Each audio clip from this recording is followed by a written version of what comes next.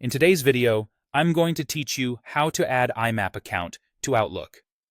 If you want your email to stay perfectly in sync across your computer, phone, and tablet, IMAP is the way to go. It keeps your inbox, sent items, and folders aligned everywhere. Let's walk through adding your IMAP email to the Microsoft Outlook desktop app on Windows or Mac, step by step. Start by opening Outlook on your computer. From there, go to the top left and choose File. In the Info section, click Add Account. A window will pop up asking for your email address. Type it in carefully. Sometimes Outlook can recognize your provider and finish the setup automatically. If that happens and it connects as IMAP, you're done. If not, or if you prefer to confirm everything yourself, choose the manual route.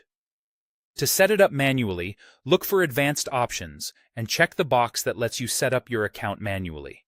Then select Connect or Next. When Outlook asks for the account type, choose IMAP. That tells Outlook you want two-way syncing with your provider. Next, enter the incoming and outgoing server details.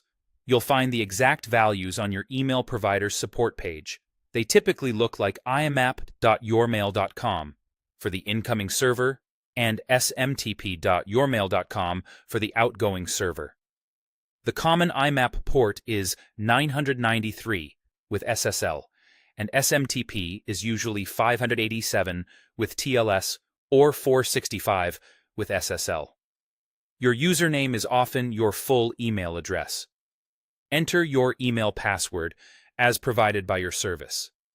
If your provider uses app passwords, use that specific one here. If you see a More Settings or similar button, open it. On the Outgoing Server tab, turn on the option that says the outgoing server, SMTP, requires authentication. This makes sure you can send email securely through your provider.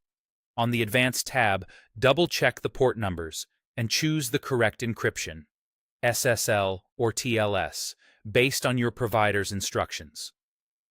Sticking to their exact recommendations prevents connection errors.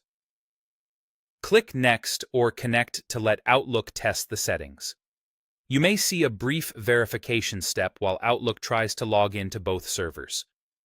If a prompt appears asking for permission or to confirm the connection, allow it.